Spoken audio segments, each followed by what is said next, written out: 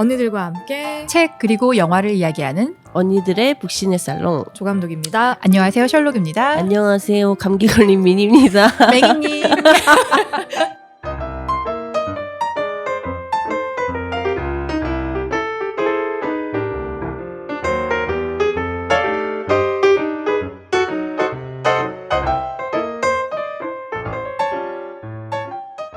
와, 목소리가 네. 많이 저희가 듣기엔 다르게 느껴지는데 새로운 분을 모셨다고 해도 네, 지맹입니다.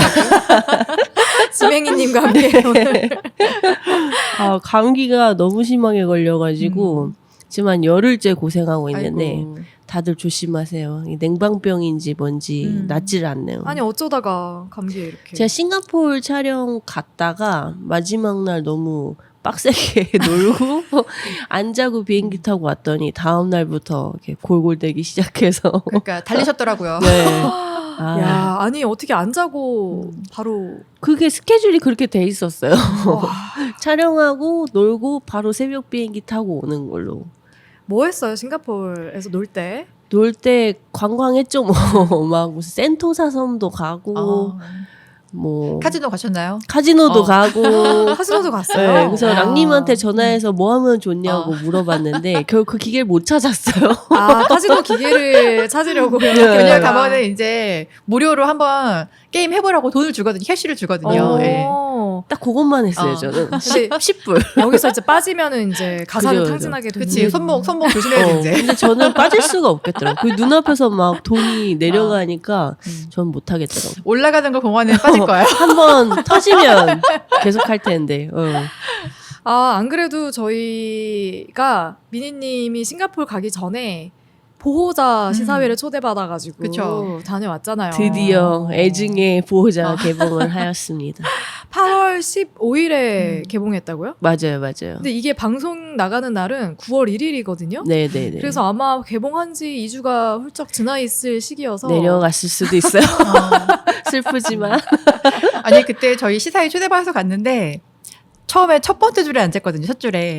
근데 무대 인사로 정말 이게 무대 단상이 없어요. 정말 저희 눈앞으로 정우성 배우가 들어오는데, 와, 정말 이게 연예인의 얼굴은 이렇게 생겼구나. 저도 같은 느낌 받았어요. 그쵸? 포스가 있더라고요. 요즘 좀 힘드셔가지고 조금 갔는데 그래도 오늘 전혀 안 가셨던데요? 머리 좀 자르고 좀 하면 괜찮아요.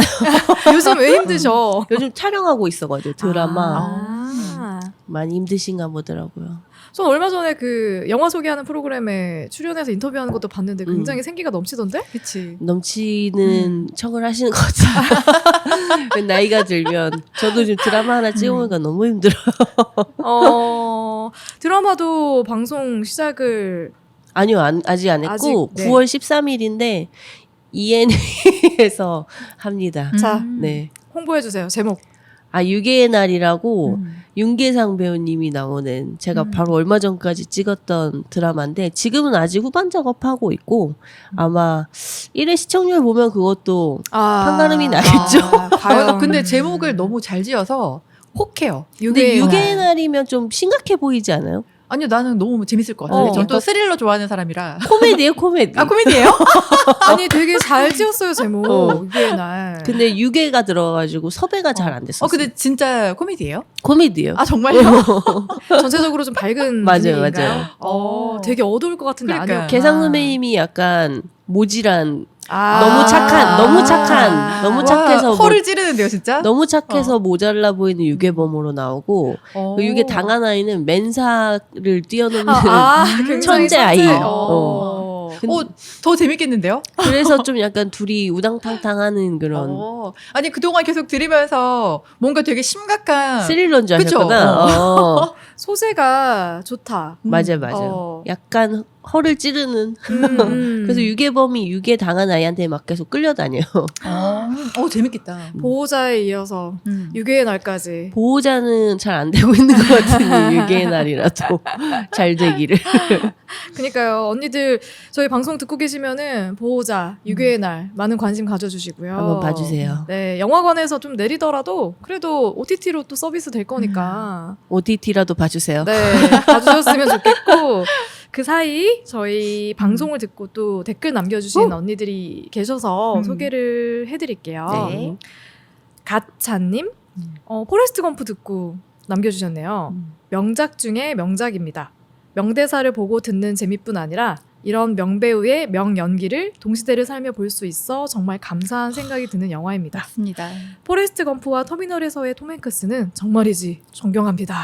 진짜 동감이에요. 맞습니다. 너무너무 멋있는 배우예요. 그죠. 네. 이 다음부터는 쭉 이제 포레스트 검프를 듣고서 남겨주신 댓글인데요. 네네네. 라일라이님 남겨주셨습니다. 어릴 때 정말 좋아했던 영화인데 들으니 다시 보고 싶네요. 세상이 복잡해지니 단순함의 힘이 점점 더 커지는 것 같습니다. 좋은 영화 소개해 주셔서 감사합니다. 감사합니다. 감사합니다. 다들 똑같이 생각을 하셨군요. 음. 다음은 리리림 님이 좋은 책 영화 소개 감사합니다. 장국영 특집도 관심 있는 배우는 아니었지만 재밌게 들었습니다. 셜록님 분위기 띄우랴 진행하시려 고생하셨네요. 계속 응원하겠습니다. 좋은 작품 추천 많이 드립니다. 그러니까 둘 다 같이 하려니 힘들더라고요. 제 생각에는 셜록님의 지인이 아닐까 그러신가? 하는 생각도 저는 루이루이인 줄 알았어요. 아. 말투가 이러셔서 그런 루이, 느낌이 리리림. 우리를 아는 분인 것 같다는 그런 거, 생각하시는 예. 거죠. 예. 다음은 코머스님. 포레스트 검프 듣고 남겨주셨는데 엘리멘탈 얘기를 해주셨네요. 저도 감독님처럼 엘리멘탈에 관심이 없다가 OST가 더 좋게 들리고 영상미는 영화관에서 봐야 한다고 생각해서 뒤늦게 봤어요. 전 이야기 진행은 그저 그랬지만 오로지 영상미만으로 영화관에서 볼 가치가 있었어요. 눈이 행복했어요. 포레스트 검프는 못 봤는데 궁금해지네요. 꼭 봐야겠어요. 꼭 봐세요.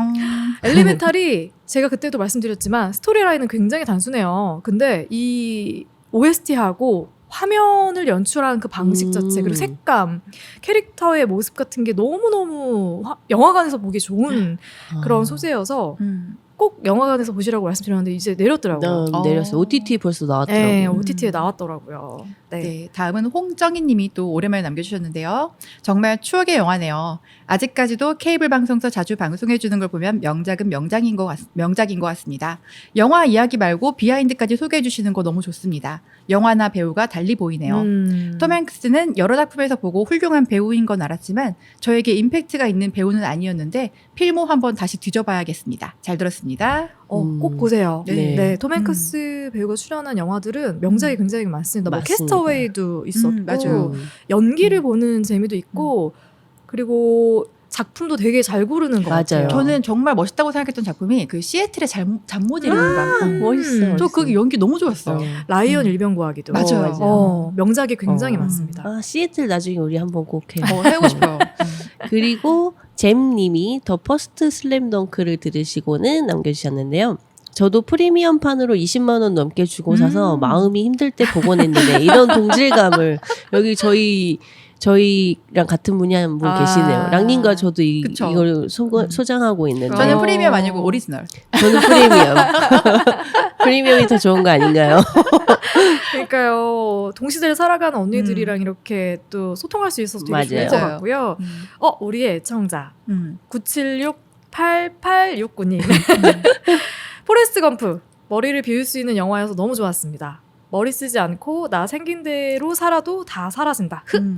응원이 필요할 때 생각나는 영화인데 제 인생 영화기도 해서 더더더 잘 들었습니다. 아우, 감사합니다. 그리고 굉장히 중요한 거 하나 빠뜨렸는데 도레미파랑님이 후원해 주셨습니다.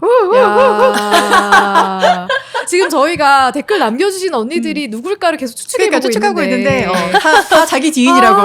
궁금해. 내 지인이야. 진짜 저희 지인 한 명도 없는 것 같거든요. 근데 두 분의 지인들이 있는 것 같아가지고 아니면 우리 살롱의 언니들?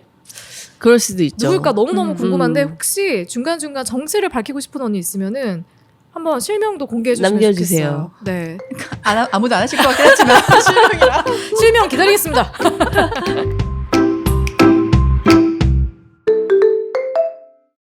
오늘 선정한 책은 하루님이 추천해주신 맞아요. 책이에요.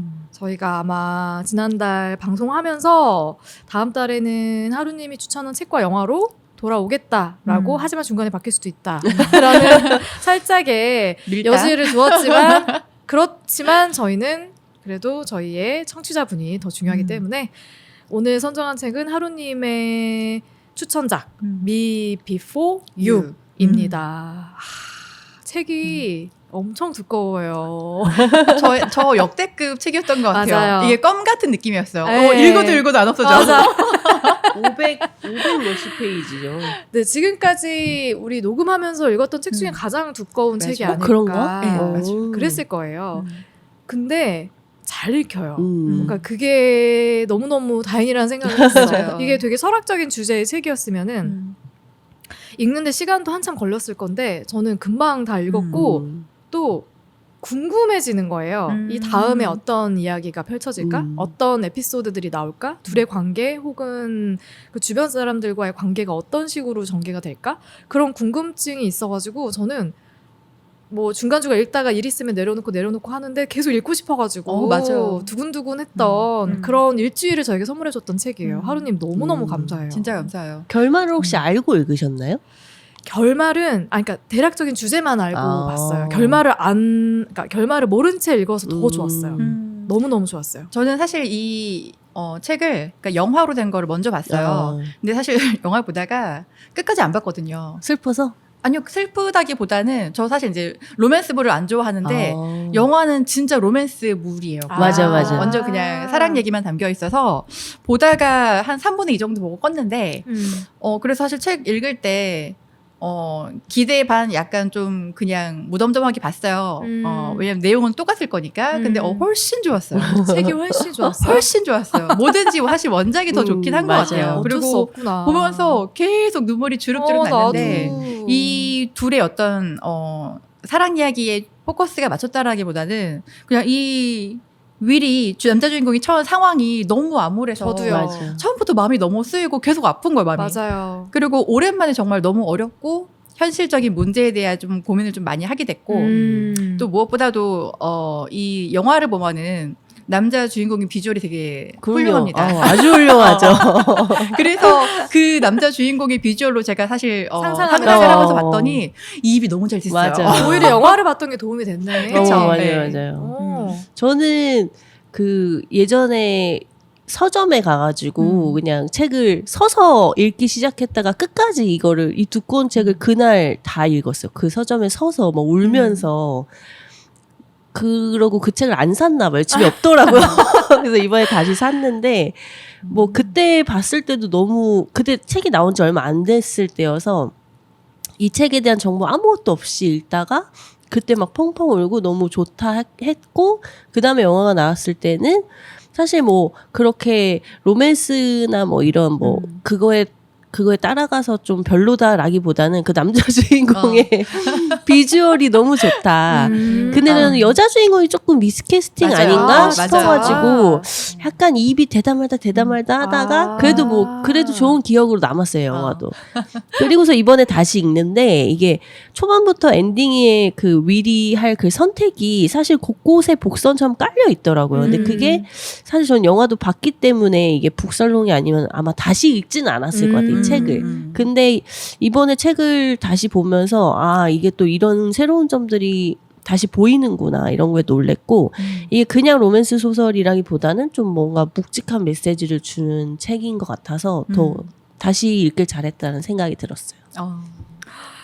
책은 저는 읽어보셔도 될 것 같아요. 이 책을 잘 모르고 있거나 근데 워낙 유명한 책이긴 맞아요, 했어. 맞아요. 아마 이 책의 제목은 다들 들어봤을 것 같긴 해요. 근데 이 두께 때문에 감히 도전하지 못하고 있는 언니들이 있다면 읽어보셔도 좋을 것 같아요. 이거는 꼭 남녀의 사랑 이야기라고만 볼 수 없는 게 정말 누구나 경험할 수 있는 맞아요. 어떤 사고에 의해서 발생되는 여러 좀 어려운 상황들 있잖아요. 근데 그때 내가 어떤 감정 그리고 그치, 어떤 선택을 할 수 있을까를 어떤 감정을 느끼고 어떤 선택을 할 수 있을까를 상상해 보게 만들어요. 맞아요. 그리고 그 주변 사람들의 입장도 사실 잘 담겨 있어서 네, 맞아요. 이렇겠구나라는 진짜 상상을 계속하게 됐어요. 그래서 그런 지점에서 굉장히 남기는 교훈들이 많은 그런 책이기 때문에 꼭 읽어보셨으면 좋겠고요. 맞습니다. 이 책이 2012년에 출간이 돼서 영화로는 2016년에 제작이 네. 됐더라고요. 그래서 나온 지 벌써 10년이 훌쩍 넘은 책인데 그 나왔을 당시에 출간됐을 당시에 굉장히 큰 인기를 끈 작품이에요. 전 세계 34개의 언어로 번역이 돼서 출간이 된 책이기도 하대요. 그 정도로 인기를 끌었는데 저는 작가의 그 글솜씨가 너무너무 좋았어요. 그러니까 중간중간에 위트 있게 이렇게 치고 빠지는 그런 어떤 개그감도 되게 맞아요. 저랑 잘 유머가 맞았고 있어요. 유머가 있어요. 이게 무거울 수 있는 주제인데 너무 웃겨. 그리고 이 현실에서 우리가 흔히 볼 수 있는 등장인물, 그러니까 여주인공 자체도 막 신데렐라 캐릭터가 아니에요. 그러니까 누구라도 이런 경험을 해봤을 것 같은 그런 되게 평범한 주인공의 일상을 다루고 있는 것도 되게 좋았고, 이 작가에 대한 소개를 좀 간단하게 해드리면 본명은 폴린 세라 조 모예스고요. 이 작품에서는 조조 모예스라고, 아마 이게 필명인 것 같아요. 조조 모예스라는 필명으로 작품들을 계속해서 내고 있는데 이런 비슷한 결의 작품들을 꾸준히 내면서 인기를 끌었던 작가이고요. 69년생 잉글랜드의 소설가인데 그 전에는 기자로 활동을 꽤 오래 한 10년 가까이 했더라고요. 그래서 보면 그 글을 써내려가는 거, 이게 물론 번역을 잘 해야 되는 것도 있겠지만 좀 간결해요. 문체들이 막 복잡하게 꼬여있지 않아요. 그래서 훨씬 더 잘 읽혔던 소설인 것 같거든요. 맞아요. 그리고 미 비포유가 나오고 그 뒤에 비포유 시리즈가 쭉 나왔던 게 애프터 유, 뭐 스틸 미 이런 식으로 그 중간중간에 뭐 스피노프 격의 뭐 소설도 써 내려갔고 그 다음 이야기도 쓰고 하면서 이 시리즈를 또 찾아서 사람들이 읽게 만드는 그런 힘을 가진, 그런 필력을 가진 작가이거든요. 그리고 과연 이렇게 인기를 끌었던 미 비포 유 어떤 줄거리로 전개가 되는 소설인지. 제가 이 소설의 줄거리를 짧게 말씀을 드리자면 네. 이 6년간 일해온 카페가 문을 닫으면서 하루아침에 실업자가 된 주인공 루이자 클라크라는 여자가 있습니다. 줄여서 루라고 부르는데요. 그녀는 집에서 가장이나 다름이 없고 뭔가 특별한 꿈이나 미래 계획이 없던 친구여가지고 다른 곳보다 돈을 조금 더 준다는 전신마비 장애인 간병인 일에 지원을 하게 됩니다. 이 루이자가 돌봐야 하는 남자 주인공 윌 트레이너는 금수저에 잘 나가는 사업가였으나 충돌 사고로 사지가 마비된 뒤에 굉장히 시니컬한 성격으로 변한 사람이었는데요.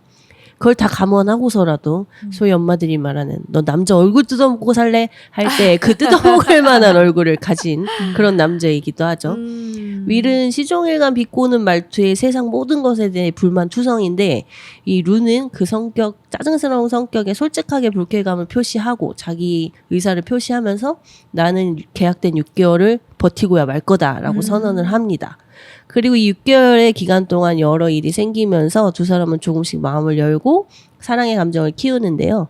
루는 유능하고 활동적이면서 자존심이 넘치던 윌이 평생 남의 도움 없이는 손 하나 까딱 못하는 몸 안에 갇혀있는 이 상황을 너무 힘들어하니까 세상은 아직도 살 가치가 있다는 걸 알려주고 싶어서 노력을 하고요. 윌은 루의 마음을 조금씩 받아들이게 되면서 점점 예전의 웃음과 삶의 행복을 조금씩 되찾게 됩니다. 그러나 윌은 6개월의 유예 기간이 이제 루에게 이제 주어졌었잖아요. 그래서 그 기간이 다 되어갈 무렵에 결국 사랑하는 연인인 루를 남겨두고 원래의 계획을 선택하려고 하는데 어떻게 될까요? 너무 웃기다 하는데 점점점. 왜냐면 마지막 결말을 지금 말씀드리면은 안 될 것 같아서. 맞아요. 그래서 결말은 빼고 저희가 줄거리 소개를 해드린 거고요.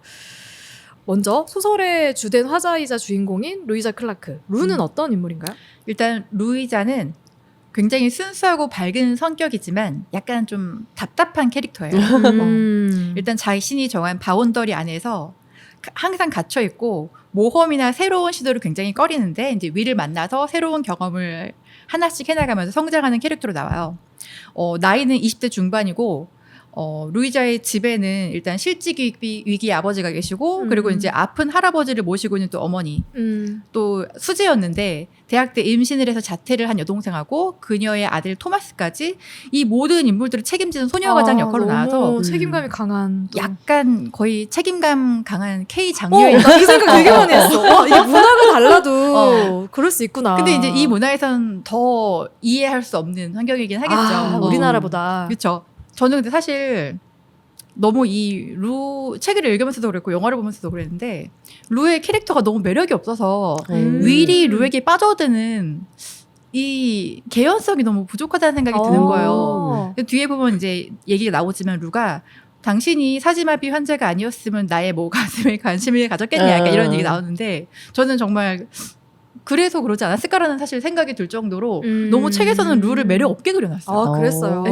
그러니까 너무 이해가 안 됐어. 왜 얘한테 관심을 갖고 좋아하게 됐을까? 할 정도로 너무 답답하게 좀 그려놓은 느낌? 그 저는 영화를 보면서는 영화의 그 사실은 그 공룡 엄마인가 뭐 용 엄마인가 네, 네. 그 여자분이 나오잖아요. 용엄마. 그 뭐죠? 전 왕의 뭐지? Anyway. 그 영국 그 드라마 있잖아. 그러니까 왕자의 게임. 왕자의 게임에 용엄마 맞네. 용엄마가 나오는데 워낙 그걸로 유명한 분이 나오니까 계속 용엄마 생각이 나면서 그러면서 이게 너무 좀 매력이 떨어진다. 근데 저는 사실 책을 읽을 때는 되게 매력적이라고 생각했거든요. 네. 너무 이렇게 깨발랄하고 언제나 이렇게 뚱한 남자와 너무나 대비되는 여자 성격이어가지고 저는 충분히 책에서는 이해가 됐는데 이게 영화에서는 조금 그 비주얼의 그런 객 때문에 그래서 조금 이입하기가 좀 힘들었는데 근데 저는 이 루에게도 조금 아픈 과거가 있잖아요. 그것 때문에 밖으로 못 나가는 거고 그런 것들에 대한 설명이 되어 있어서 저는 괜찮았어요. 되게 저는 이런 통통 튀는 조금 이렇게 예상을 벗어나는 캐릭터들을 좋아해가지고 이게 보는 게 다 다르구나. 저는 통통 튀는 것보다 약간 좀 찐따의 느낌을 받았거든요. 그래? 저도 루의 캐릭터가 매력적이었어요. 그러니까 저는 그런 사람들 되게 좋아하는데 꿍꿍이가 없고 앞뒤가 같고 맞아. 그리고 굉장히 순수한 그런 캐릭터를 싫어하는 사람들이 있을까? 아니 그렇게 안 봤거든요. 책에서. 저는 그런 캐릭터로 이해를 했거든요. 그리고 자기가 가진 잠재력이 굉장히 많은데 저는 외적으로 그랬을 것 같거든요. 근데 몰라. 자기만 모르는 사람도 있잖아요. 자기만 자기가 가진 그런 어떤 가능성이나 잠재력을 모르는 감수성도 잘 모르고 그런 사람들 있거든요. 그래서 주변에 좋은 사람들을 만나면서 엄청 성장하는 사람들이 있어요. 그런 부분들을 저는 두 가지가 있는 게 윌이 되게 루에게 매력을 느꼈던 포인트는 첫 번째는 얘가 너무 자기가 가진 거에 비해서 모르는 게 너무 많아. 그래서 그런 것들을 굉장히 가르쳐주고 싶었던 욕구가 강한 사람인 약간 뭐 어떻게 보면 약간 맨스플레인. 그럴 수도 있겠 그래서 자기는 누릴 거 다 누려봤고 경험할 것도 되게 많이 해봤고 많이 아는 남자의 입장에서 이렇게 아무것도 모르는 여성을 보면 뭔가 가르쳐주고 싶고 내가 이끌어주면서 그 모양을 만들어가는 것들에 되게 쾌감을 느낄 것 같거든요. 거기에 첫 번째 매력을 느끼지 않았을까 싶고 두 번째는 너무 얘는 건강한 거야.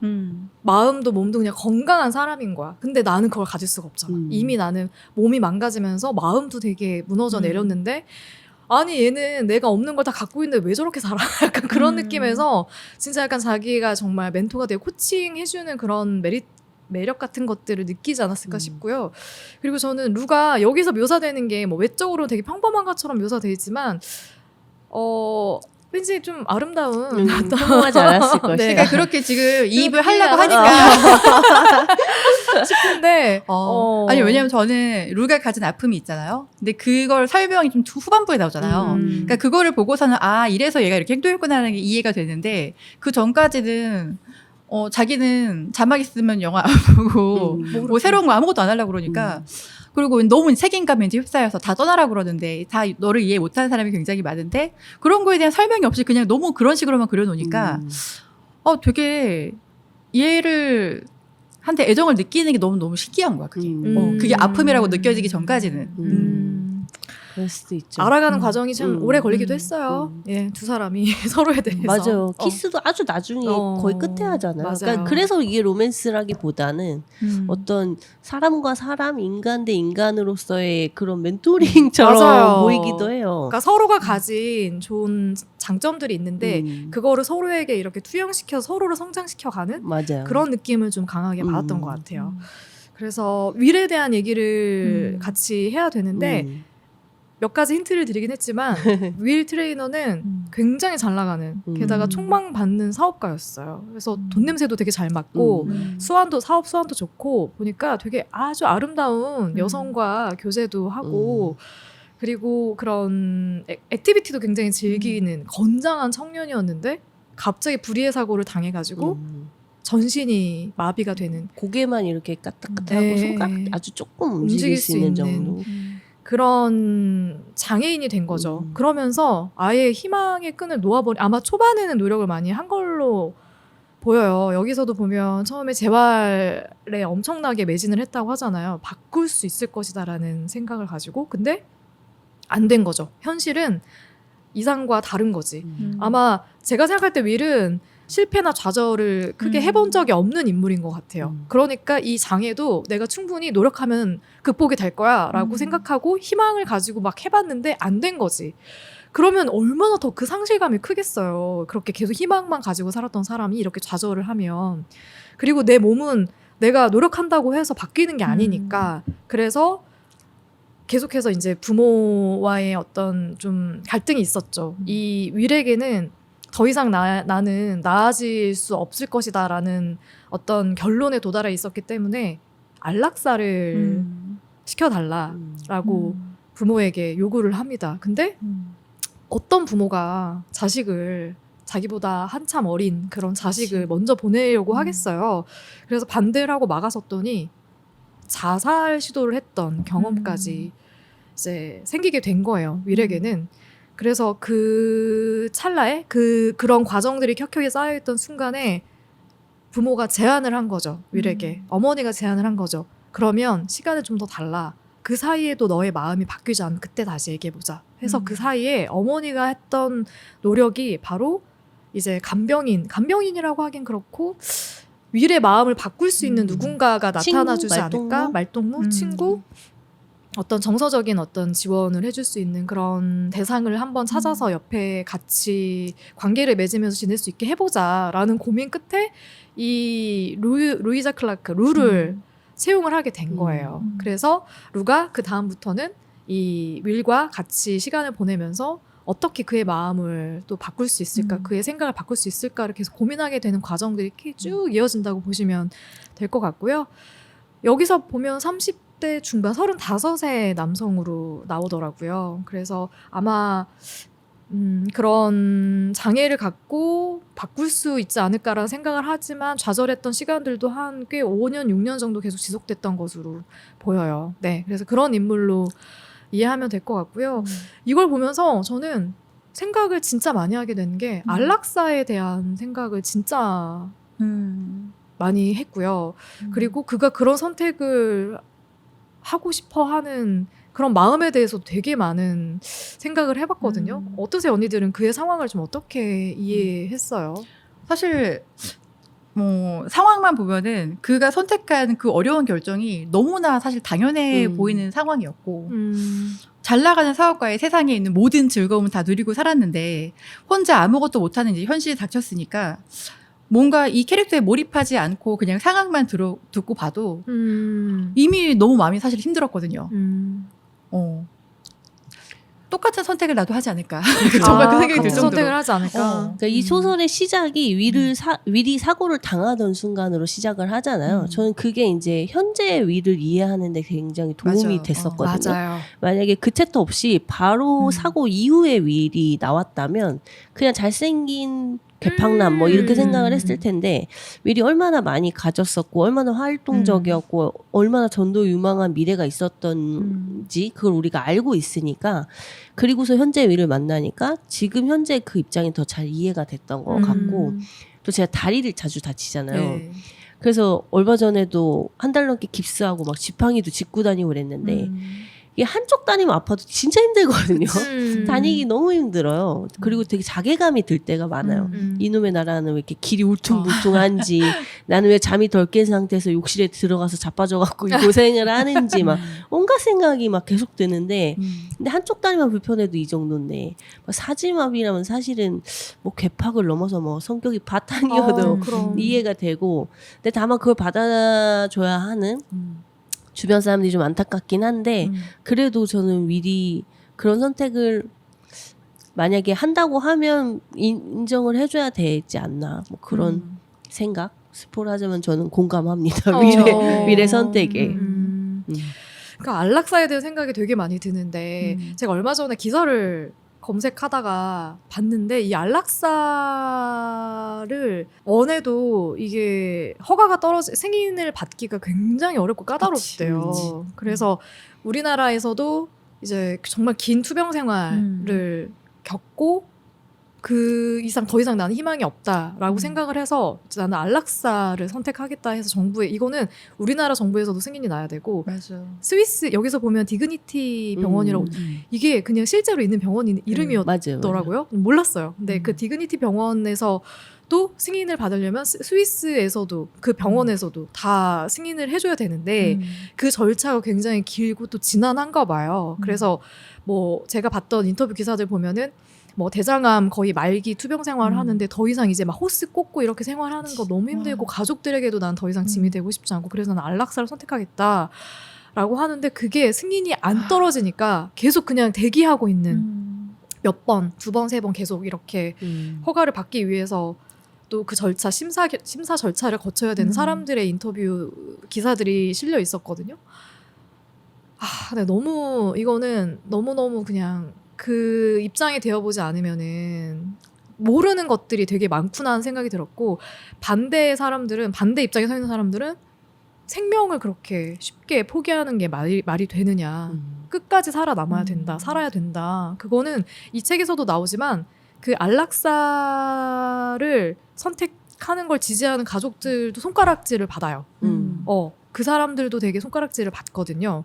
그래서 그런 감정들이 저는 솔직히 안락사를 되게 지지하는 입장이어서 그런 부분에서는 솔직히 당사자의 의사를 가장 존중해야 되지. 그치. 그걸 그렇게 제3자가 왜 손가락질을 하고 비판적으로 볼 필요가 있을까? 이런 생각을 굉장히 많이 하거든요. 네. 근데 여기서 또 하나 갈리는 시선이 뭐냐면 마음이 아픈 건 그럼 어떻게 할 건데? 내가 더 이상 삶의 의욕도 없고 더 이상 내가 살아갈 의미를 찾을 수 없어서 그래서 안락사를 원한다라고 한다면 그러면 그것도 허락해줘야 되는 거 아니야? 이제 이렇게까지 가는 거예요. 그러니까 이게 그럼 그 기준이 무엇인가부터 또 논쟁이 붙는 거죠. 그래서 어려운 게 아닐까 싶기도 해요. 사실 저도 안락사를 찬성하는 입장이긴 한데 사실 이제 이거는 감독님하고 저하고 종교를 갖고 있지 않기 때문에 그런 것 같아요. 사실 저는 이런 얘기를 많은 친구들하고 옛날에 많이 나눴었는데 종교를 가진 친구들은 100% 반대를 하더라고요. 그쵸. 우리가 뭔데 그런 결정을 맞아요. 해. 왜 인간이 살 때까지 살아봐야 되고 그건 하늘의 결정할 일이야. 이렇게 말을 하는 친구들이 굉장히 저도 많이 많았던 들었어요. 것 같아요. 그렇죠. 네. 그리고 이 마음이 아파서 안락사를 결정한다라는 거는 기준이 굉장히 애매할 것 같아요. 어려워요. 그렇죠. 측정이 왜냐하면 안 되니까. 신체적인 어떤 고통은 우리가 측정할 수도 있잖아요. 그리고 이제 진단을 받을 수가 있는 부분인데 마음은 사실 그게 힘든 것 같아요. 근데 그렇게 한순간에 잘못된 결정을 내리는 사람들도 있을 거기 때문에 굉장히 조심스러운 부분이 될 것 같고 사실 사람은 나를 중심으로 생각할 수밖에 없는 게 맞는 것 같아서 만약에 저도 제 주변의 가족이나 친구가 이런 결정을 한다 그러면 온갖 윤리적인 이유를 다 들어서 어떻게든 막을 것 같아요. 근데 만약에 내가 위의 입장이라면 어떤 희망을 꿈꿀 수 없는 그런 상황에 있다면 저도 똑같은 걸 선택할 거긴 하거든요. 참고로 저희가 안락사 얘기 왜 하냐면 위리 6개월 뒤에 하는 선택이 바로 안락사이기 때문인데 이게 되게 쉽게 얘기할 수는 없는 이슈이기도 하고 사람이 태어나길 선택할 수 없잖아요. 사실 엄마 아빠의 어떤 열정에 의해 우린 소환되는 거기 때문에 그렇게 그리고 또 죽음도 사실 언제 어떤 형식으로 나에게 다가올지 모르는 거고 사실 그렇기 때문에 저는 삶을 열심히 살 수 있을 거라고 생각하거든요. 언제 죽을지 모르니까. 근데 위일과 같은 경우나 아니면 불치병 때문에 사는 순간순간이 죽음보다 더 아프고 힘들고 고통스럽다면 그걸 선택할 수 있는 권리는 그 개인에게 주는 게 맞다고 저는 생각을 해요. 물론 이렇게 주변인들이 그 선택을 이해할 수가 없고 예를 들면 루처럼 사랑하는데 어떻게 갈 수가 있어 막 이렇게 아니면 그들에게 상처를 주는 선택이라고 생각할 수도 있지만 반대로 또 그들을 위해 주변 사람들을 위해서 아픔을 참아가면서 죽음보다 더한 고통을 계속 참고 살아가야 되는 환자들은 그건 또 무슨 죄인가 생각이 들거든요. 몸도 힘들고 마음도 힘들게 되는 거잖아요. 그래서 저는 살아가는 모토가 항상 나의 행복이 우선이다. 기 때문에 현재 내가 병마와 싸우고 괴롭다면 그로 인해 주변 사람들도 힘들고 있다라고 생각이 든다면 저는 그 선택권이 저에게 주어지면 좋겠어요. 저도요. 음. 저도 선택권이 저에게 주어지면 좋겠다는 생각을 늘 하고 있는 것 같아요. 내가 어떻게 될지 모르니까 나도 그치. 사실 윌과 같은 상황에 놓일 수 있는 맞아. 거고 그럼 저에게도 선택권이 좀 주어졌으면 좋겠다 그런 생각을 계속 하게 되는 거죠. 네. 저희가 이제 사실 윌의 어떤 상황에 대해서 얘기하다 보니까 좀 많이 무거워지긴 했는데 또 다른 축에서 되게 좋았던 것들도 있어요. 이게 루도 윌의 변화를 지켜보게 되는 과정이 있고 그리고 윌이 저는 루에게 주는 희망들이 너무 좋았거든요. 그 에피소드들도 되게 저한테는 뭔가 그러니까 이 소설 자체가 무겁기만 하지 않아요. 절대로. 그래서 중간중간에 이제 윌이 루를 성장시켜가는 이야기들이 굉장히 또 코믹하게 다가오는 것도 있고 재밌어요. 활기차고.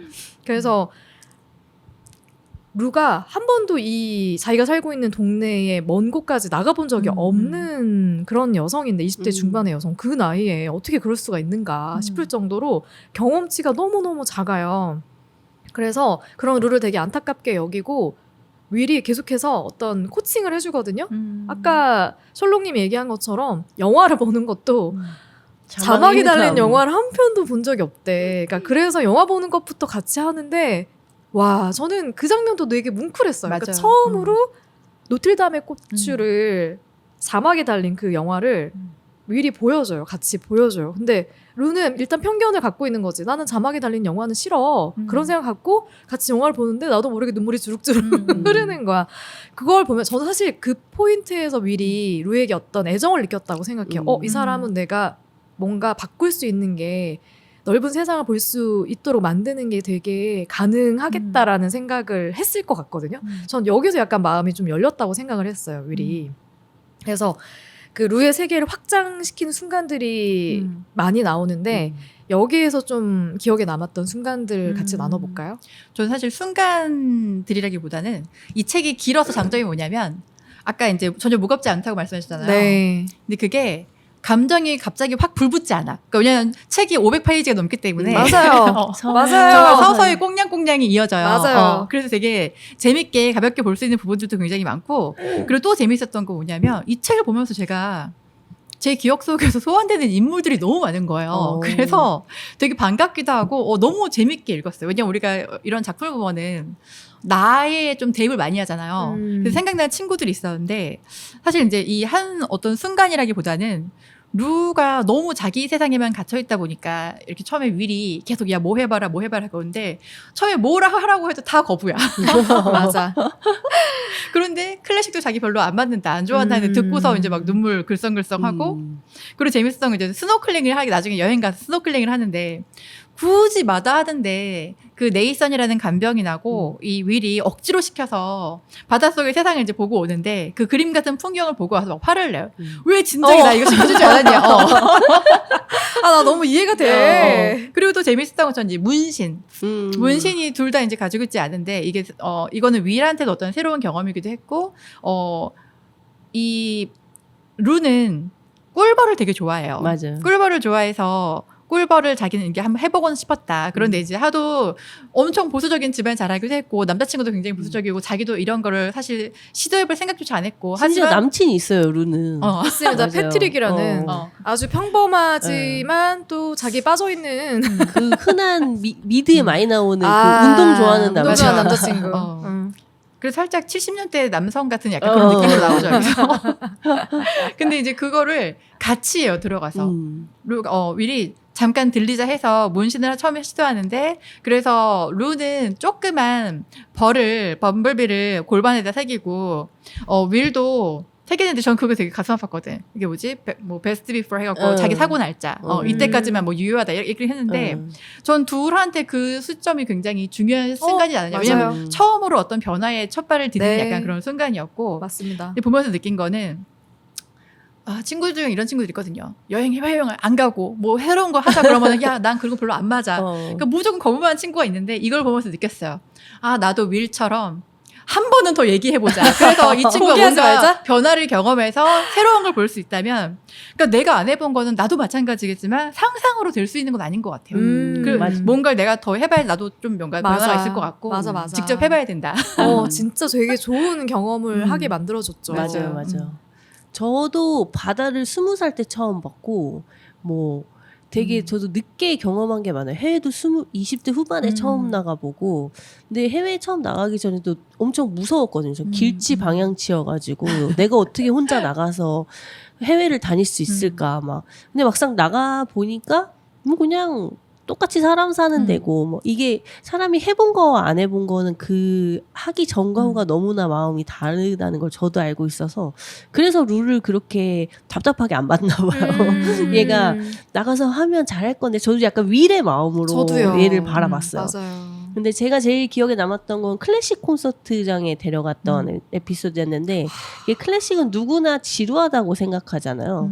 저도 그랬었고, 저도 처음에 공연장 가서 실제 그 클래식 연주를 들었을 때 그 감동이 진짜 어마어마했었거든요. 그래서 윌도 자신이 이미 그 경험을 해서 알고 있으니까 그건 사실 말로 설명할 수가 없는 거라서 그걸 루에게 알려주고 싶어서 사실 경마장 그 사건에도 불구하고 자신이 함께 가겠다라고 말을 해서 이제 같이 가게 되죠. 그리고 또 거기서도 엄청난 서로 경험을 하게 되고, 윌은 계속 루에게 새로운 경험을 해주고 싶게 하고, 그리고 또 제가 이 에피소드를 좋아하는 이유는 또 이제 루가 집으로 돌아와서 윌을 차에서 내려주려고 하니까 윌이 잠깐만 더 이렇게 있자고 하면서 그저 빨간 드레스를 입은 여자를 데리고 콘서트에 다녀온 남자로 있고 싶어요. 제가 그 기분을 좀 더 느껴보고 싶다. 여기서도 눈물이 막 주렁주렁. 근데 너무 이해되니까. 얼마나 그 마음이. 그러니까 이런 게 일상이었던 사람이 그걸 다 잃어버렸을 때. 이제는 이게 너무나 스페셜한 경험이 된 사람으로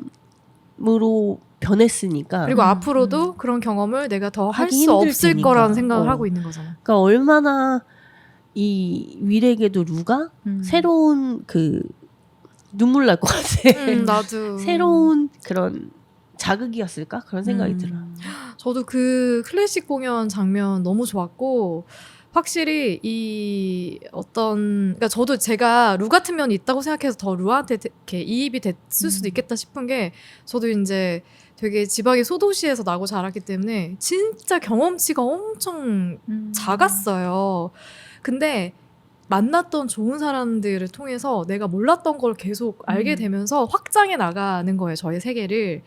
근데 여기서 중요한 건 뭐냐면, 나에게 그런 경험을 선물해 준 사람들이 제가 뭐 특별해서 저를 선택해서 저를 이렇게 뭐 데리고 다니면서 경험을 하게 해준 건 아닐 거 아니에요. 그러니까 저는 항상 제가 되게 평범한 사람이라고 생각을 하고 있고, 그리고 나는 만약에 누군가가 나에게 호의를 보였을 때 내가 이런 호의를 받을 만큼 매력적인 사람인가라는 생각을 어릴 때 늘 했었단 말이에요. 그래서 저는 그걸 봐주는 사람들이 분명히 있었기 때문에 제가 되게 많이 성장할 수 있었다고 생각을 하거든요. 그러니까 저는 윌이 좋았던 게 그런 거였어요. 루의 어떤 그런 루가 갖고 있는 이 순진무구한 매력들을 여기에 그러니까 말 그대로 약간 슬라임 같은 인물인 거예요, 루가.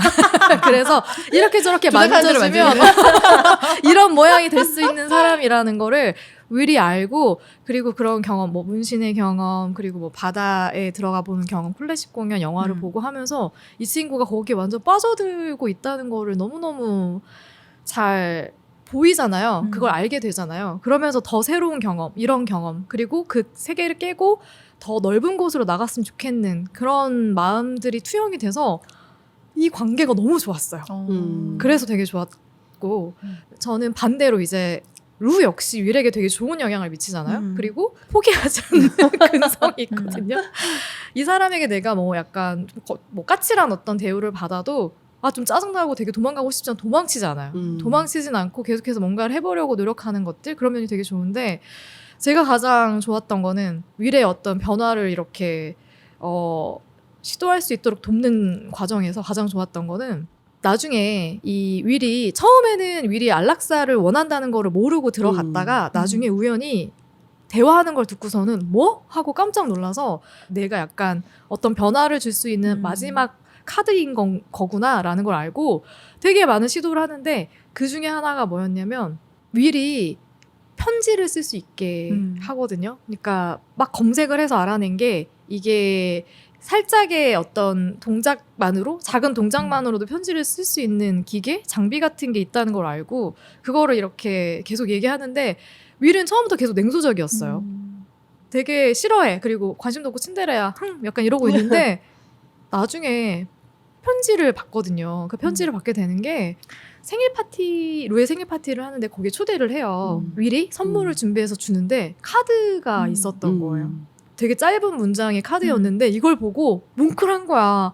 이 사람이 노력을 했구나. 그리고 처음으로 진짜 사고가 난 이후로 처음으로 자기 마음을 담은 선물을 나에게 줬구나 라는 거를 깨닫게 돼가지고 거기에서 이제 와 윌이 여기서 한번 또 성장을 했다. 너무 갇혀있지 않고 그래도 사람에게 자기 마음을 전하기 위한 어떤 한 걸음을 내딛는 것 그걸 이제 시작을 했구나 하는 느낌을 받아서 저는 편지를 쓰게 된 거 그게 너무너무 좋았어요. 그게 기억에 되게 많이 남았거든요. 저는 일단 루의 생일 파티가 너무 좋았어요. 맞아요. 왜냐면 이제 이 윌은 그냥 절망 속에 빠져있던 인물이었잖아요. 근데 루를 만나서 루가 이제 면도도 시켜주고 사람 같은 행태 갖추겠어. 맞아. 머리도 잘라주고. 근데 이제 밖에 나가는 것도 사실 막 꺼리는 그런 윌이었는데 루가 사는 데는 서민촌이에요. 좀 거리가 있는.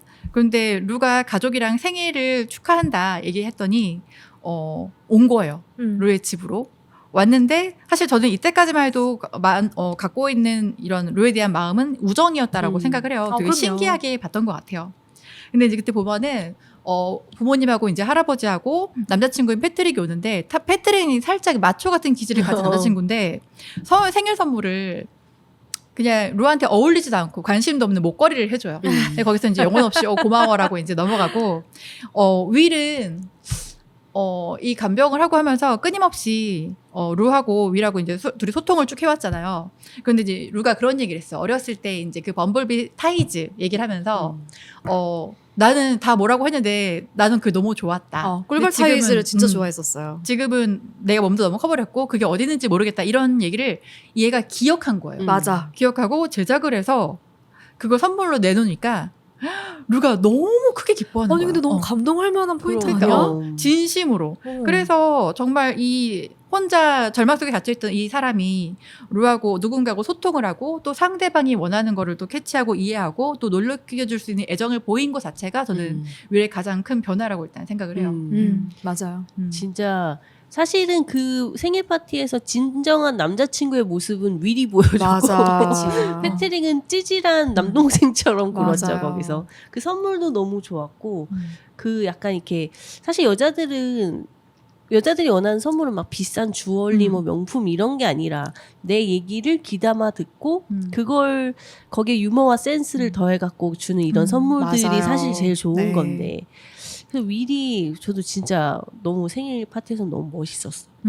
제가 기억하는 윌의 성장은 저는 그 옛 여친 알리샤의 결혼식에 가기로 결정한 것 같은데 만약에 루가 없었다면 절대로 갈 수 없었겠죠. 그치, 맞아요. 그리고 루가 있기 때문에 같이 가줄 거라는 걸 알기 때문에 갈 수 있었던 것 같고 윌은 이제 루를 만나고 나서 평소에는 하지 않았던 아니면 하기를 포기했었던 일들을 많이 하는데 나를 버리고 내 친구와 결혼을 하는 전 여친의 결혼식에 가는 건 또 다른 레벨의 일이잖아요. 그리고 또 그 결혼식이 외국은 길게 하니까 막 낮부터 밤까지 하는데 그 긴 시간을 둘이 서로에게 기대면서 서로에게 의지하면서 계속 지냈던 그런 에피소드가 너무 예쁘고 사랑스러웠던 것 같아요. 그래서 둘 다에게도 또 그 둘에게도 그날 밤 술을 또 마시게 돼가지고 그 결혼식장 바로 옆에 있는 호텔에서 둘이 같이 자게 되는데 뭐 같이 잔다는 건 정말 한 침대에서 그냥 누워 자는 것 뿐이지만 그날이 또 그 둘의 관계 어떤 변곡점이지 않았나 싶기도 하고 그래서 좀 그 에피소드도 많이 기억에 남아요. 근데 둘이 이렇게 가까워지는 그 과정이 억지스럽지 않고 너무 자연스럽고 맞아. 실제로 그럴 법한 상황들이어서 너무너무 좋았어요. 저는 그런 묘사가 되게 좋았고 이 작가님이 되게 섬세한 사람이다라는 생각도 동시에 들었던 것 같아요. 하지만 이 두 사람만이 나오면은 너무 힘들겠죠? 이제 너무 단조롭게 진행되겠죠? 그 주변 인물들도 굉장히 많거든요. 사실 등장한 인물들, 루의 가족들, 윌의 가족들, 그리고 윌을 둘러싼 지인들, 많은 등장인물들이 있는데 저는 패트릭이 되게 기억에 많이 남아요. 패트릭. 패트릭은 루의 남자친구예요. 근데 꽤 오래 사귀었어요. 6년? 7년 정도? 20살부터 사귄 것 같아요. 네. 사귄 남자친구인데 그냥 사실 크게 뭐 어떤 모난 구석은 없어. 근데 자기 열심히 하는 사람. 근데 자기가 빠져 있는 것들이 그의 너무 많은 부분을 차지하는 거지. 그러니까 루가 어떤 상황인지, 루의 마음은 어떤지, 그리고 루는 어떤 거에 관심이 있고 나와 루의 관계는 어떤지에 대한 그런 부분에서는 관심이 너무 없는 거예요. 그래서 철인 3종 같은 그런 경기에 빠져가지고 맨날 달려. 닭가슴살만 먹고 그리고 술도 안 마시고 잘. 한 번도 이 윌에 대해서 어떤 경쟁의식 같은 거를 갖고 있지 않다가 생일날 루의 생일날 처음으로 윌을 만나고 갑자기 그 질투심이 활활 불타오르면서 돌변해요. 원래 같이 살자는 얘기도 안 했었는데 같이 살자고 루에게 그렇게 얘기하고 그리고 갑자기 막 저녁을 막 차려주질 않나 그리고 뜨밤도 안 보내다가 갑자기 어느 순간부터 뜨밤을 막 근데 그것마저도 루의 입장에서 너무 이기적으로 비춰지는 게 자기가 원하는 어떤 그런 느낌이 아니라 약간 과시하듯이 나는 윌과는 다르게 이렇게 건장한 몸을 가지고 있지라는 걸 과시하듯이 어떤 관계를 맺는다거나 이런 게 정말 못났다 정말. 못난 나르시시스트의 전형이에요. 전형. 근데 너무 그냥 보통의 사람 같아서 패트릭이 그래서 저는 되게 좋았던 것 같아요. 이렇게 이 인물이 예를 들면 막 폭력적이고 룰을 끝까지 극한으로 몰아서는 어떤 정서적인 학대를 하거나 이런 인물도 아니고 너무너무 평범하고 사실 자기가 빠져있는 그 세계에 이렇게 뭐 갇혀있는 게 아니라면 특별히 막 어떤 모난 부분이 없어. 근데 저는 정말 이게 책이 좋았던 부분이 뭐냐면 패트릭뿐만 아니라 모든 캐릭터가 다 현실적이에요. 맞아요. 다 우리 주변에서 볼 수 있는 그냥 엄마고 아빠고 네. 그리고 특히 여동생. 어. 여동생이 트리나가 굉장히 수지였는데 다들 이제 집안에 각광받는 그런 인물들 한 명씩 있잖아요. 맞아, 그런 맞아. 인물이었어. 우리는 쟤한테 묻어가면 된다. 이런 인물이었는데 제가 먹여 살려줄 거야. 그런데 얘가 대학교 가서 사고 쳐서 애를 안고 자퇴하고 돌아온 거예요. 그래서 또 이제 그 책임이 다 이제 이 루의 몫이 됐는데 그치. 이 친구는 계속 머리를 쓰던 친구다 보니까 그냥 이렇게 머리를 안 쓰고 살아가는 것에 대해서 굉장히 염증을 느끼고 맞아. 불안감을 느끼는 거야. 그래서 이제 나름 미래를 또 준비해요. 얘를 그치. 아이를 데리고 대학으로 돌아가서 이제 한편 그거는 가족을 책임지는 부담을 언니와 나누지 않겠다라는 거거든요. 어떻게 보면 이기적인 선택인 거야. 그쵸. 그렇죠. 근데 어떻게 보면 또 되게 잘 살아가고 있는 애기도 한 거야. 왜냐면 루도 이렇게 살아야 되는 거거든 원래는. 맞아. 그렇게 해서 다 자립할 수 있도록. 그래서 가장 현실적인 캐릭터고 또 언니하고도 언니 걸 다 뺏는 느낌도 나지만 피해를 주는 것 같지만 또 가장 중요하고 힘든 순간에는 언니를 도와주고 조언해주고 맞아요. 항상 옆에 있어주고 네. 정말 찐 자매. 현실 자매. 진짜 현실 자매였어. 그 방 이제 트리나가 대학에 가면은 지금 이 루가 다락방을 쓰고 있어요. 굉장히 좁은 다락방. 사실 얼마나 열받겠어요. 나 너무 이해해. 내가 가장인데 내가 다락방 끽끽거리는 데서. 내가. 그런데 얘네가 대학 가서 주말만 돌아오는데 그럼 너희가 쓰던 큰 방은 내가 쓰겠다. 방 놀려서 뭐하냐 그랬더니 트리나가 올라와서 진짜 그럼 우리 어디서 자란 말이냐 그러면 싸움이 시작되는 거지. 넌 혼자고 우린 둘이잖아. 그래서 그런 일상적인 약간 그런 씬들을 그려준 것도 너무 재밌고 현실적이어서 더 와닿았던 부분이 다 입체적이지 않아요 캐릭터들이? 맞아요. 너무 좋았어요. 약간 그리고 극적이잖아. 너무 좋아. 다들. 그 워킹 타이틀 영화에 흔히 나오는 그 영국 로코 그 노팅힐이나 러브 액츄얼리에 나오는 그런 그런 로맨틱 코미디 영화에 나오는 그런 주변 인물들 같아서 그냥 웃으면서 볼 수 있었던 것 같아요. 맞아. 저 사람은 또 뭐 이런 일 저런 일 말면서 같이 막 저 사람 일까지 영화나 이 책을 읽으면서 고민하지 않아도 맞아. 되는. 네.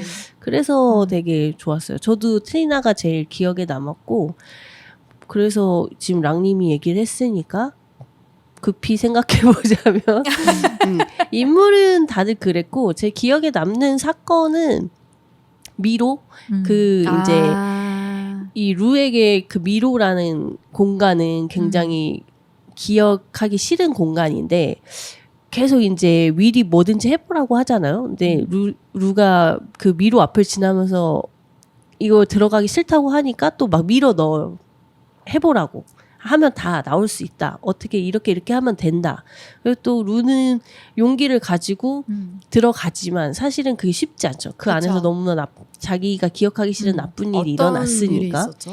그 고등학교 졸업하던 해인가 그때쯤에 이제 약간은 너무 집안의 모든 그 관심이 다 동생에게 가니까 약간은 좀 엇나가 보자 하는 식으로 막 나갈 거야 하는 식으로 어떤 파티에서 술을 먹고 막 이제 남자들이랑 놀다가 그 미로에 들어가서 그 남자들이 주는 마리화나를 하게 돼서 처음으로 마약을 하게 됐는데 그로 인해서 한 30분 정도의 기억이 사라졌어요. 근데 그 30분 동안 루에게는 어떤 나쁜 일들이 일어났고 그 상황을 기억은 안 나지만 그 상황을 유추할 수 있는 자신의 이런 몸가짐이었던 거죠. 옷도 없고 뭐 신발을 한 짝 없고 막 이런 식으로 널브러져 있는 자신의 모습을 동생인 트리나가 발견을 하고 사실 트리나는 좋은 동생이에요. 맞아요. 계속 언니를 챙겨주러 맞아요. 왔었거든.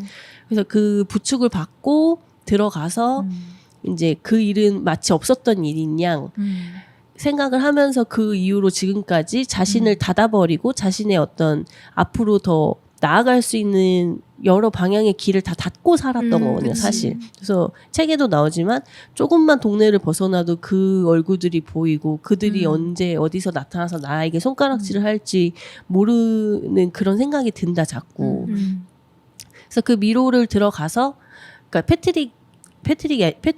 윌이 집어넣어서 거기 들어갔지만 길을 잃고 막 그 기억 때문에 힘들어할 때 윌이 이제 딱 들어와서 괜찮냐 나가자 하면서 이 우는 루를 막 이렇게 위로해주고 싶은데 자기는 손 하나 까딱할 수 없으니까 제발 막 이러면서 그 안타까워하는 윌의 마음도 너무 이해가 되고 루도 그렇게 윌을 따라서 미로를 잘 빠져나온 다음에 아무에게도 하지 않았던 그날의 일을 윌에게 하죠. 처음 얘기하거든요. 맞아요. 그리고 윌이 그게 네 잘못이 아니라는 건 말 안 해도 알지. 그치. 그래도 말할게 네 잘못 아니야 너무 라고 좋았어. 했을 때 그 말을 소리내서 해준 건 네가 처음이다. 사실은 동생도 말은 안 했지만 마음속으로는 그러게 술 처먹고 누가 맞아. 그렇게 남자들 앞에서 아양 떨래 막 이런 마음을 가지고 있었을 건데 맞아. 근데도 네 잘못이 아니라고 말해주는 윌에게 되게 고마워하면서 그 상처를 너무 치유하게 좋았어요. 되는 그 에피소드가 되게 저는 기억에 남아요. 그래서 윌한테 구하러 와줘서 고맙다고 얘기를 하죠. 근데 저는 사실 이 장면이 조금만 앞에 힌트를 줬으면 좋았을 거라는 생각을 해요. 앞에 좀 나오긴 하는데 약간 근데 회상으로. 약간 이런 비극이 있었다라는 암시가 없이 그냥 미로를 그냥 무서워한다, 싫어한다, 약간 그런 것만 나와서 이 캐릭터가 갖고 있는 이 성격이 이것 때문에 사실 이해가 되는 부분들이 있는데 그 너무 맞아요. 뒤로 나와서 앞에 사실 이해가 계속 안 됐어요. 저는 왜 저렇게 닫혀 있지? 앞에서 동생이 이렇게 데리고 나오는데 신발 한 짝이 없었고 뭐 취했고 근데 들어갈 땐 남자들이랑 있었고 막 저는 그걸로 그냥 유추를 했거든요. 여기서 자세히 설명은 안 그렇지. 하지만 그런 일이 있었겠구나 하고서는 이제 뒤에 계속 안 나오길래 내가 잘못 기억하고 있나 했는데 이제 뒤에 나오긴 저는 하더라고요. 전략이었던 것 같아요. 그 약간 반전처럼 뭔가 확실하게 뒤에서 좀 그랬구나 이렇게 이해하게끔 만들려고 앞에선 살짝 그냥 상상만 하게끔 놔두고 뒤에서 풀어가지고 그래서 루가 그랬구나라고 이해할 수 있게 했던 작가의 전략이 아니었을까. 저희가 이제 엔딩 얘기를 해야 되는데 루가 결국 윌의 마음을 알게 돼서 윌이 이제 어떤 선택을 할 것인가에 대해서 걱정을 하기 시작하고 그리고 그 선택을 내가 바꿀 수 있다라는 마음을 가지고 막 버킷리스트도 작성을 하고 같이 뭘 못 해본 것들을 뭘 할 것인지 막 이런 거에 대해서도 막 얘기를 해 나가면서 결국 마지막에 함께 여행을 떠나는 것까진 성공을 해요. 그래서 여행을 떠나서 그 날씨가 굉장히 좋은 해변가로 여행을 떠나서 거기서 같이 그래도 한 3주 정도였나요? 네, 그 정도. 열흘 정도? 네, 열흘 정도 같이 생활을 하면서 루는 사랑을 느껴요. 윌을 내가 사랑하고 있구나. 그리고 내가 고백을 하면 윌이 또 그 죽음에 대한 생각을 하지 않게 되지 않을까 하는 희망을 가지고 고백을 해요. 고백을 하는데 결국 윌은 거절합니다. 그러니까 사랑만으로 되는 게 아니다라는 거예요. 그치. 이건 사랑으로 내가 내 상황을 바꿀 수 있는 게 아니다. 나는 그거 말고도 중요한 게 너무 많은데 그것들을 다 해결할 수는 없다. 그렇다고 해서 그게 루를 사랑하지 않거나 루가 싫어서가 아닌 감정인 거죠. 그치. 그래서 결국 윌은 그 루의 고백을 받고 난 이후에도 안락사를 선택을 하게 됩니다. 근데 어떠세요? 이런 그의 선택. 저는 제일 많이 눈물이 났던 그 씬이기도 했는데, 그 루가 사랑을 고백하니까 윌이 이런 말을 해요. 미안해요. 내겐 충분하지 않아. 난 그걸로는 안 돼요. 이 내 세상은 아무리 당신이 있더라도 모자라. 진심으로 말하지만 클라크가 루예요. 당신이 오고 나서 내 삶 전체가 좋은 방향으로 달라졌어요. 그렇지만 그건 충분하지 않아요. 내가 원하는 삶이 아니에요. 그러니까 이렇게 되면 괜찮은 삶을 살 수도 있다는 걸 알겠어요. 당신이 곁에 있으면 어쩌면 썩 괜찮은 삶일지도 모르죠. 하지만 그건 내 인생이 아니에요. 라는 말이 나오는데, 저는 이 내 인생이 아니에요 라는 말이 눈물이 빵 터진 포인트였거든요. 그러니까 누군가는 내가 이렇게 하면은 힘을 받고 살겠지라고 생각해서, 물론 그들에게 굉장히 그 용기 있는 행동이겠지만 그거는 그들의 삶이잖아요. 그러니까 내 삶이 아니잖아요. 근데 이게 내가 아무리 사랑하는 사람을 살겠다고 해도 더 그러면 이 자괴감이 커질 것 같아요. 그치. 결국 나는 내가 할 수 있는 건 아무것도 없고 맞아. 얘한테 못 해주는 것만 계속 생각날 거고 결국 그건 내 인생은 아닌 것 같아요. 그래서 너무 공감이 되는 말이어서 이런 대사를 하게 된, 이런 말을 하게 된 윌의 상황이 너무나 이해됐죠. 너무너무 이해됐어요. 그 순간에 딱 키스를 하자마자 사실은 윌이 자신의 현재 상태를 너무나 나는 지금 더 이해하게 됐다. 왜냐하면 나는 지금 너와 키스가 아닌 더 다른 무언가를 그렇지. 하고 싶은데 그러니까, 나는 지금 손 하나 까딱하지 못하는데 이 상황이 얼마나 비참한 줄 아냐. 그건 너무나 이해가 되는 그런 지점이었고, 또 이 휠체어가 내 존재를 규정한다. 당신은 나를, 내 진짜 모습을 모른다. 이 물건이 있기 전에 나를. 그때 나는 내 삶을 사랑했고 진심으로 내 일과 여행과 나라는 사람을 만드는 모든 것을 이미 이 사고가 나기 전에 자기는 너무나 충만한 삶을 살았던 거죠. 그래서 지금 이 휠체어에 갇힌 이 상황이 그 루와의 사랑만으로 이걸 다 그냥 견뎌낼 수는 없다. 그렇기 때문에 사실은 충분하지 않다고 했던 거라서 너무나 진짜 여기서 진짜 눈물 막 줄줄. 나도 너무 슬펐어요. 왜냐면 그 마음이 여기. 너무 이해가 돼서. 그러니까요. 저 처음 책을 읽었을 때는 사랑하는 사람이 있으니까 더 삶을 이어나갈 수 있지 않을까? 저는 마지막에 이 안락사를 선택하는 거에 조금 100% 이해는 안 됐던 것 같아요. 처음 책을 읽었을 때는. 근데 지금 좀 나이가 들고 삶을 살다 보니까 윌의 선택이 너무나 이해가 되고 워낙 이제 활동적이고 자존심이 넘치던 사람이었기 때문에 이게 평생 남의 도움 없이는 이렇게 아무것도 못하는 이 상황이 괴롭고, 그리고 만약에 루와 함께한다 해도 루가 자신에게 갇혀서, 자기는 휠체어에 갇혀 있지만 루는 자기의 상황에 윌의 상황에 갇혀서 앞으로 나아갈 수 없잖아요. 수발을 들어야 되기 때문에. 그래서 더더욱 루와 함께 할 수 없고 자기가 가야 된다고 생각을 너무 이해됐어요. 하게 된 것 같아서, 이게 그 또 윌이 그러거든요. 루가 이제 이 세상에 안 가본 곳이 없네요. 그러면서 어디가 제일 좋았어요? 막 이렇게 대화를 했을 때 그 윌이 루한테 제발 이 마을을 좀 벗어나봐라 라고 얘기하면서, 인생은 한 번밖에 못 산다. 한 번의 삶을 최대한 충만하게 보내는 건 사람으로서 당연한 도리다. 저는 이 대사가 루가 했으면 몰라도 이게 윌이 했던 대사기 때문에 나는 이미 충만한 삶을 살아봤어. 맞아. 그러니까 날 좀 이제 놔줘 라고 하는 것 같아서, 그래서 더 슬펐고, 또 지금 이게 나이 들어서 보니까 다 또 이해가 되는 것 같아요. 너무너무요. 그러니까 그런 마음도 컸을 것 같아요. 누가 부모님을 계속 부양하고 있고 그 현실에서 벗어나지 못해서 더 큰 꿈을 꿀 수 없다는 것도 계속 봐왔잖아요. 근데 그게 이제는 자기를 부양하는 그런 관계로 맞아. 이어지는 게 너무너무 싫었을 것 같아. 그것도 되게 싫었을 것 음. 같거든요. 근데 결말이 너무 좋았어요. 이게 뻔하게 그냥 일반 로맨틱물처럼 얘 맞아. 때문에 마음을 바꿔서 어. 내가 안락사를 포기하고 얘와 한겹없게 살아가는 거였으면 저도요. 와 진짜 이거 찢었을 건데. 제가 결말이 나오기 바로 직전 제발 그렇게만 그러니까. 가지 말아라라고 음. 생각했거든요. 그렇게 가버리면 너무 뻔한 로맨스 소설이 될 것 같은데 그렇지 않은 선택을 했던 게 너무 좋았어요. 근데 저는 그 선택까진 좋았는데 제가 그 엔딩에 로또 맞는 그런 설정을 되게 안 저도 좋아하거든요. 너무 싫었어요. 정말 너무 싫어. 그 파리로 가는 거요? 아니 그 전재산을 유산을 줬잖아요. 그러니까 그거는 좀 오바스러웠어. 사실. 제가 영화 써니도 그렇고 제가 제일 싫어하는 게 엔딩에 로또 맞는 건데 그 선택은 조금 그랬다. 왜냐면 루가 알아서 어련히 맞아. 스스로 선택해서 맞아. 밖으로 나갔으면 더 좋았을 텐데 오히려 유산 없이 유산 없이 그냥 정말로 그 동생처럼 살짝은 맞아요. 이기적인 선택을 루도 할 수 있는 거잖아요. 음. 근데 이제 어쩔 수 없이 이 결국은 장르상- 위의 도움 없이는 아무것도 못하는 거였잖아. 그 생일 때도 돈을 500파운드 그러니까요. 주잖아요. 이거 잠깐 설명드려야 될 것 같은데 약간 쿠키처럼 맞아요. 쿠키 영상처럼 소설에도 잠깐 짧은 에필로그가 나오는데 루가 윌로부터 일정 금액의 유산을 받습니다. 엄청 많은 돈이죠.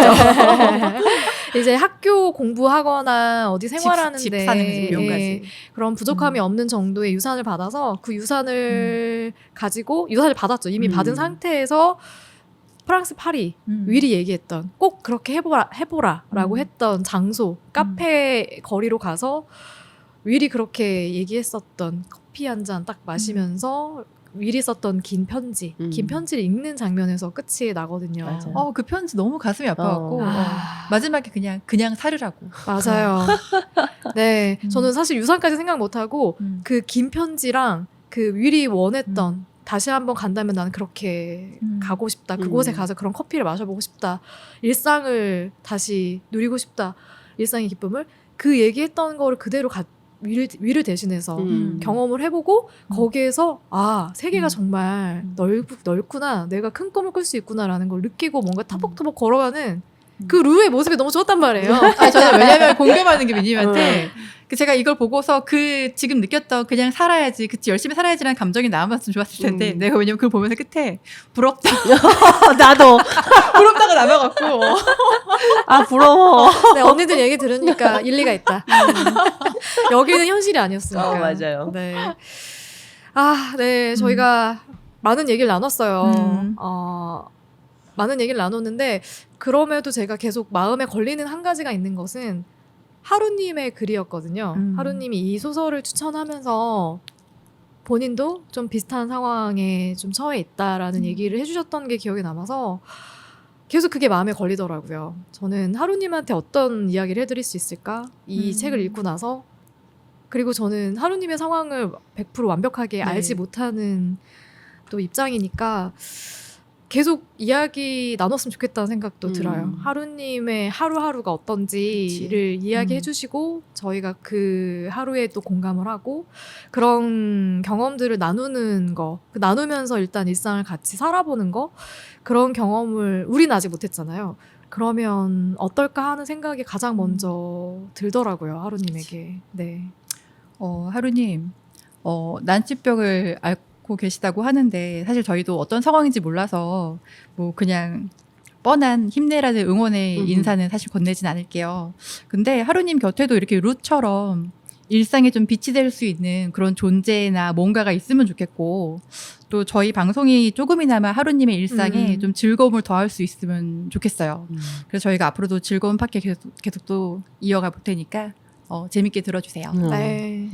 사실 저희가 나누는 얘기는 저희가 당사자가 아니기 때문에 상상해서 이입해서 해보는 얘기였으므로 혹시나 상처가 되시는 네. 말이나 표현이 있었다면 너그러이 용서를 부탁드리고 하루님 덕분에 되게 오래전에 읽고서는 잊었던 좋은 책을 다시 제가 보게 돼서 너무 행복했고 또 많이 울었어요.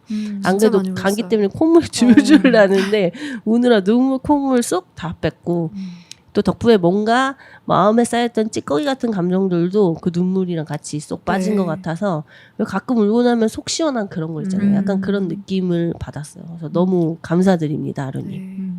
네. 그러니까요. 일상에 조금이나마 저희가 어떤 위로와 위안이 될 수 있으면 좋겠다. 그런 생각으로 열심히 한번 팟캐스트를 계속 파이팅 녹음을 하고. 조정이. 진행을 해보겠습니다. 저희가 할 수 있는 가장 최선이 아닐까 하는 생각이 들어요. 네. 여기서 끝이 아니죠. 저희 또 하루님의 추천 영화 그렇죠. 자비의 돌란 감독의 마미로 마미. 다음 주에 찾아옵니다. 야, 저는 마미 좋았어요. 재밌었어요. 네. 좋았어요. 영화 좋았어요. 영화에 대한 할 얘기도 굉장히 많다. 맞습니다. 하루님 진짜 감사해요. 이렇게 좋은 책, 좋은 영화 추천해 주셔서 감사하고 다음 주에는 저희는 마미 영화 마미로 돌아올 테니까 언니들 보세요. 네이버에 있습니다. 네이버에 네이버 싸요. 시리즈. 1,000원인가? 1,000원. 네. 네, 1,000원. 구매할 수 있으니까 구매해서 꼭 보고 들으러 오세요. 다음 주에 만나요. 안녕. 안녕.